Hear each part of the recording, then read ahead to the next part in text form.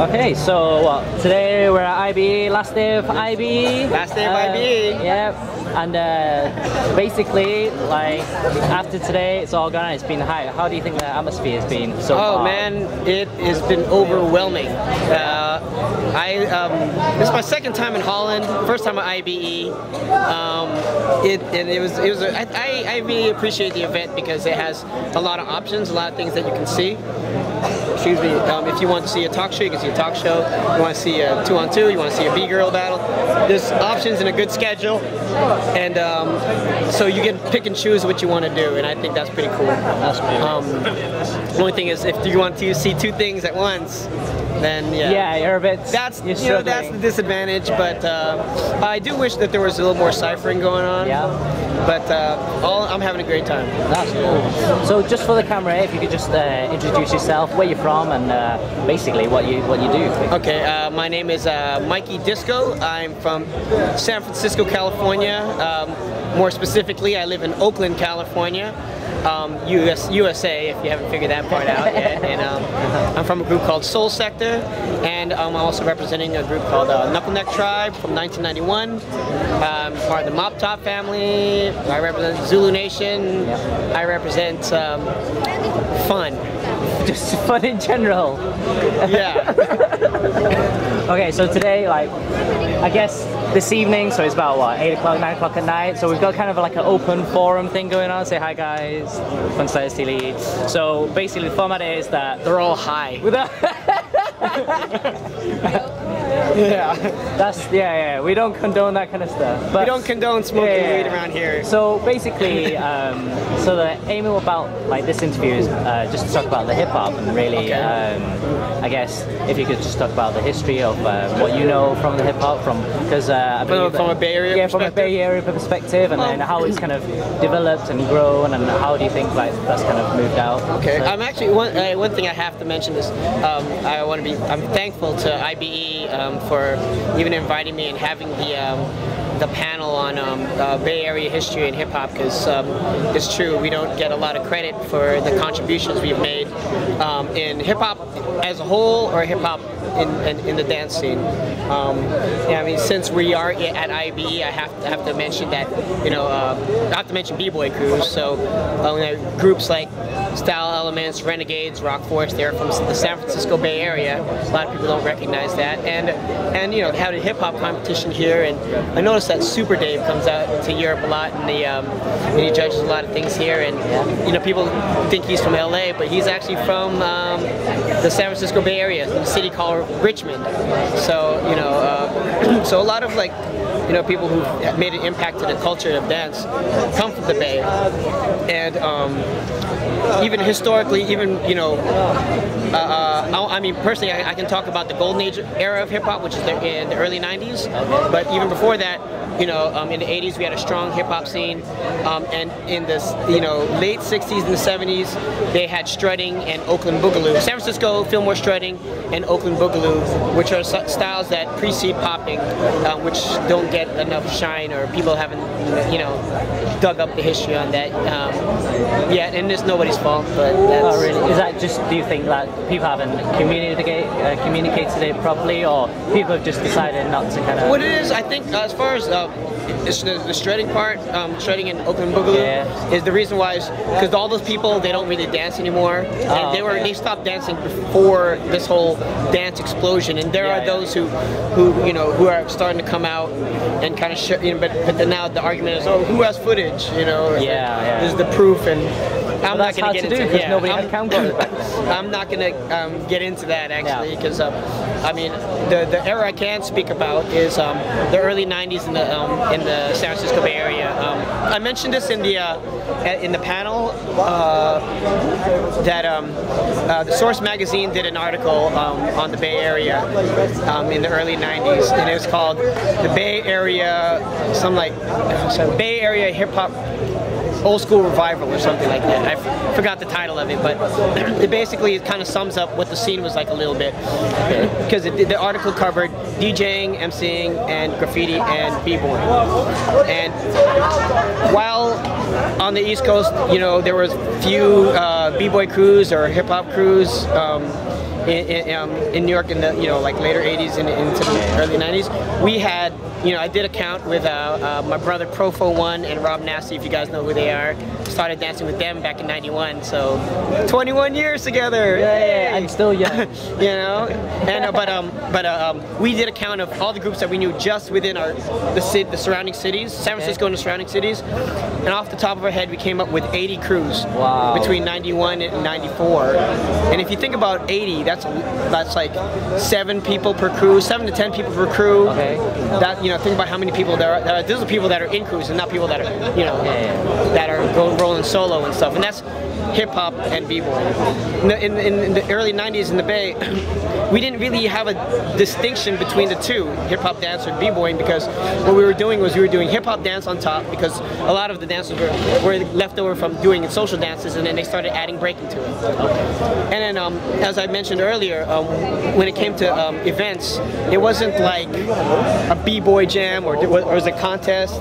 It was more like it'd be like a showcase and a party. Like I'm gonna name, I keep having to name these guys, but the Invisible Scratch Pickles, Hubert, Mixmaster Mike, Apollo, they kind of brought light to the hip hop scene because they're the most famous scratch DJs in the world, and they were part of this collective, which included Knuckle Tribe. Knuckle Tribe was their dancers, and Knuckle Tribe is the group that one of the groups that influenced me to dance. Well, okay, back to the events. The events would have would have scratch DJing, like a DJ showcase, an MC showcase, and then they would just have ciphers and maybe a dance showcase. But it was all ciphers, and it wasn't really like, okay, 30 seconds this side, and then judges. There wasn't that shit. Like raw, right? It was raw, and it was all one scene.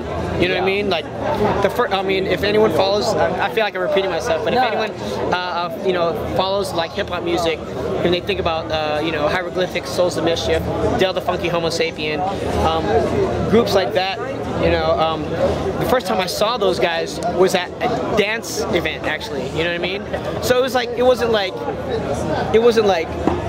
wasn't separate. It was all in one encompassing. One thing, just big smash. And it was kind of like a free for all. I mean, was it kind of like, okay, now we'll do the showcase, and then now we got the ciphers, and do you have like, you said you had the call out battles then as well? Like, well, I mean, call out battles, it was like you weren't on a mic, I call out him. It's just like, I don't like you, let's go battle. Or it was like, if you saw someone at the mall, I don't like you, let's go battle. You know what I mean? Exactly. Like right now, a lot of people like announce call out. So like, this weekend at Sunday at the event, I'm gonna give you a call out. You get there, there's nothing happening. I'm like, the fuck?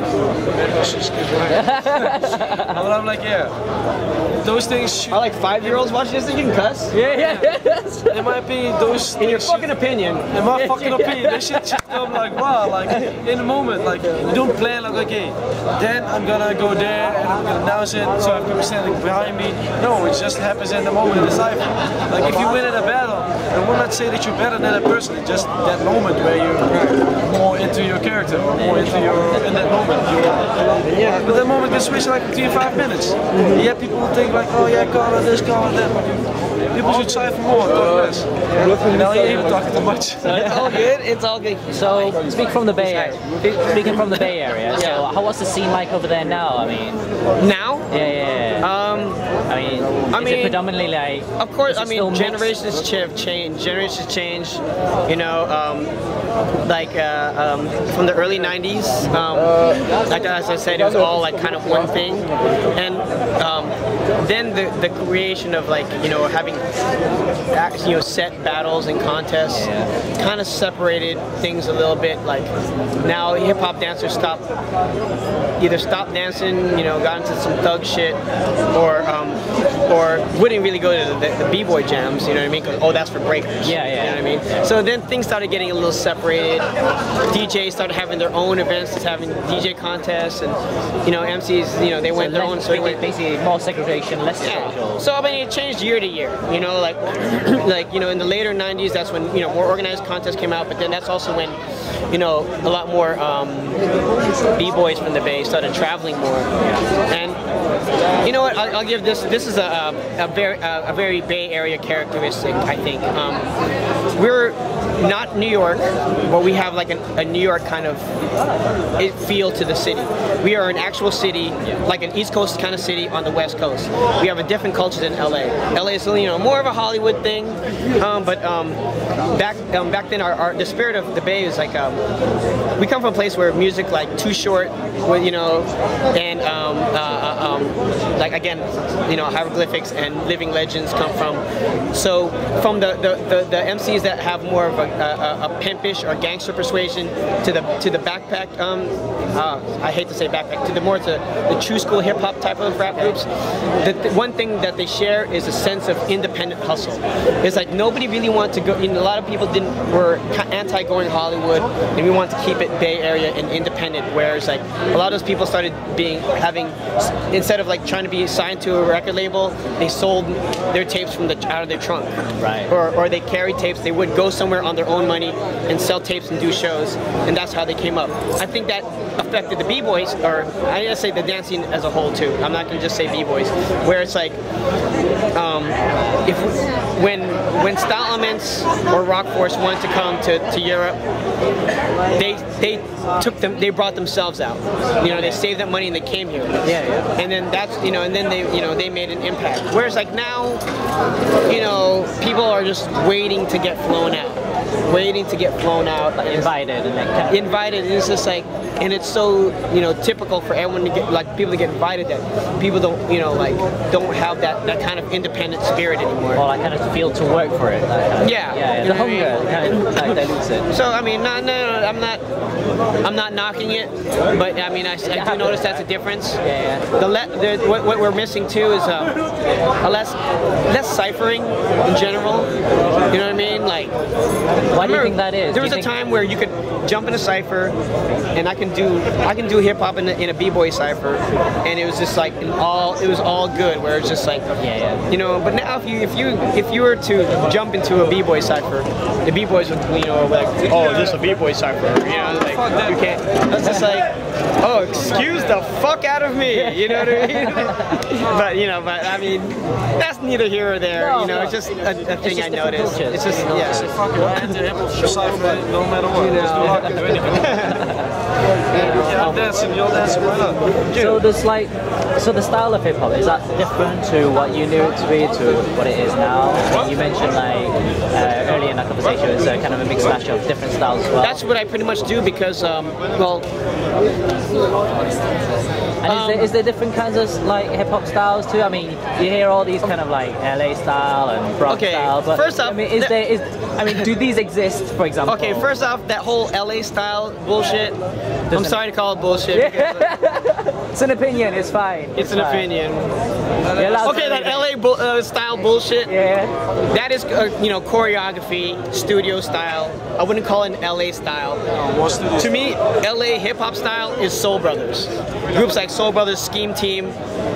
I'm giving props to LA, man. Like, you know, you guys, they had their own scene called freestyle. Yeah. We called it housing, and in no relation to house music, but in the early '90s we called it housing. Anything that was in a cipher was housing. Again, there's no YouTube. There's nothing like that. So information, we made our own terminology up. If we were wrong, we were wrong. You know what I mean? But that's what we called it. And in LA they called it freestyle.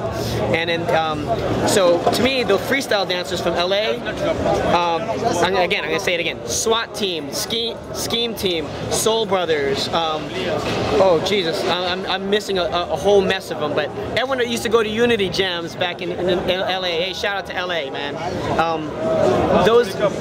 That's LA hip hop style to me. You know what I mean? So, and when I think of hip hop, I think of true school hip hop that is involved with the culture of hip hop in its entirety. A lot of the people that they say is LA hip hop. I mean, if you watch them, they're in a studio, they won't get into the cipher, and it's barely ever done to hip hop music. So, you know, again, you know, I don't want to do this to people, but it's, you know, like that's I think that's incorrect terminology. You know what I mean? So that's, I mean, I'm happy with calling it choreo style or studio style. I mean, not to say that there's anything wrong with that. It's, lines are beautiful, you know, and you know, and they're really nice people. So. I have no problem. But it's like, I'm not, you know, when I think of hip hop, I think of people who live the culture, or anyone. It's like, it's more of a street thing. I don't really, you know, like, you know what I mean? I don't really see a lot of these choreo people on the block. You know what I mean? You know, so I mean, it's cool though, but just not happy. For myself, like, I didn't like necessarily choose to dance. I wanted, like, as I said, there's a lot of these things going on in the Bay Area.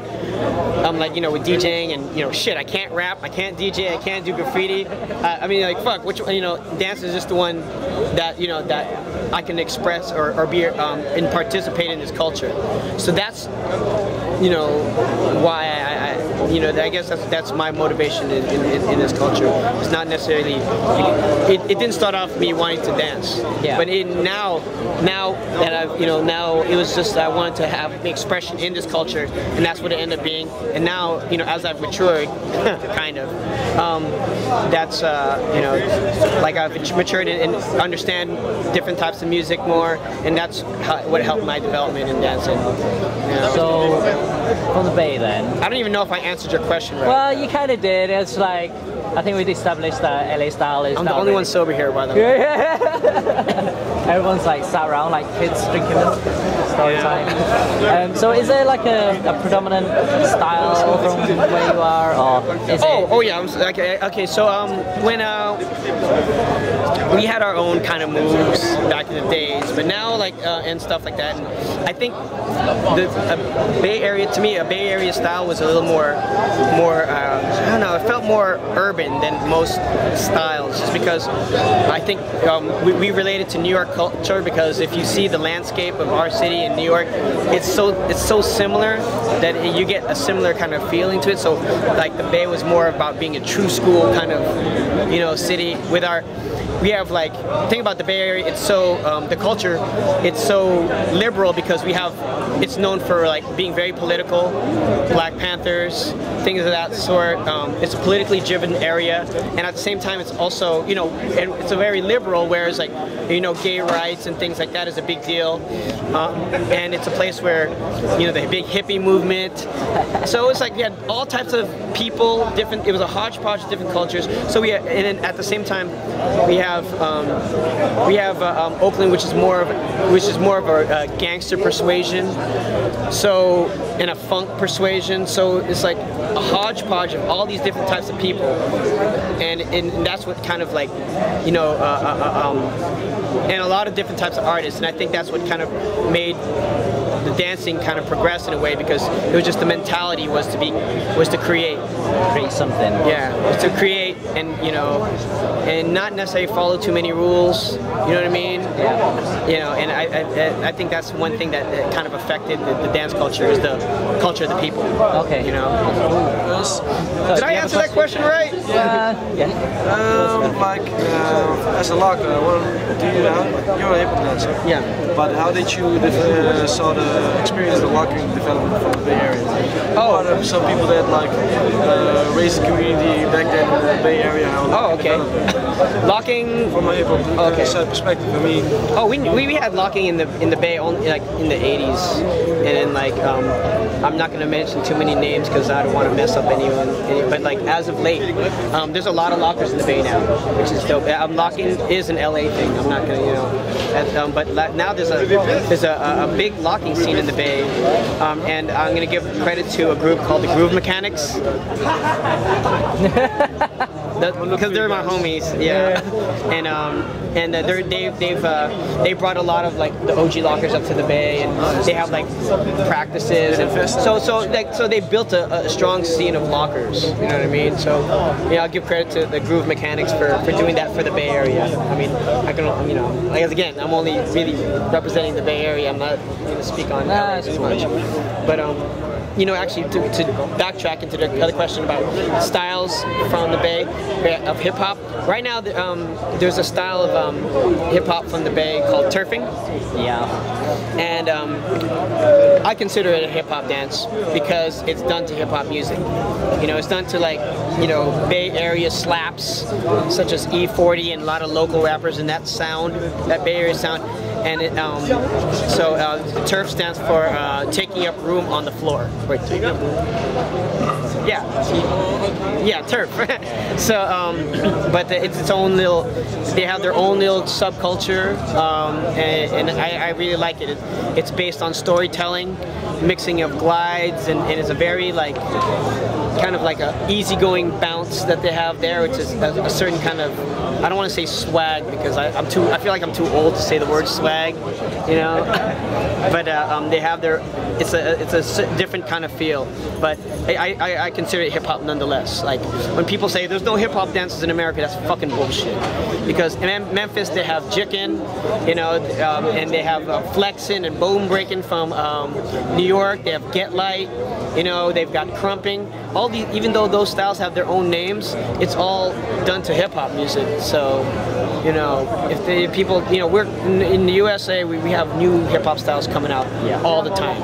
You know, and the kids are coming up with some new shit all the time. At the same time, because of YouTube, people are watching like cuts and all stuff and mixing styles, which is good, but at the same time it's being a little convoluted where you lose the original essence of the style. For example, there's not a lot of turfers that keep doing the pure turfing feel. They're mixing a lot of bone breaking and stuff in it. No, I'm not saying that's bad, but it's losing the essence that made it sick in the first place. So would you say if you was going to pick up any style, just to do your kind of homework first, or just kind of research it a little bit more? Pardon?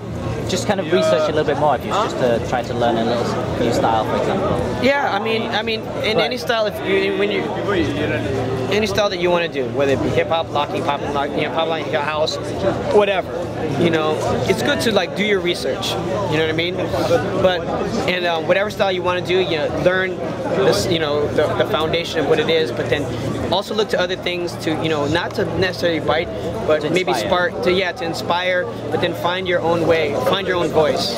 You know what I mean? And you know, and the best way to come up with your own style too is to share with others, get down with other people. You know, like that's how I got into locking. Shit, I got into locking by making fun of my friends who lock. But then they inspired me now, you know, and then I was able to take ideas from other styles and put it into locking. So, I mean, I think a lot of dance, it's all dance. You know what I mean? So as long as you're enjoying yourself. Yeah. You know. Any questions from you guys about hip hop? No, just sleeping. Sleepy? No. Yeah. All right. In that Me case, too. Final words. Basically. Final words. I'm a man with little words. I don't know what to say. No. Huh? Oh yeah. No, yeah. Cause I'm boring. I know. I know. This guy's falling asleep. You know, I just keep talking. Shut the fuck up. You know? But final words. I want to give a shout out and thank you very much to IBE. I'm enjoying Holland, or the Netherlands, excuse me. And thank you, IBE. Thank everyone here in Holland for welcoming me and everyone around Europe. Again, this is Mikey Disko, Soul Sector, Knuckle Neck Tribe, Mopped Out Family, Universal Zone Nation, and much love to all you guys. And you just continue to enjoy dancing, you know, enjoying music, and everything else will fall into place. Peace. Thank you very much. Yes. Kiss the camera and we're finished. Kiss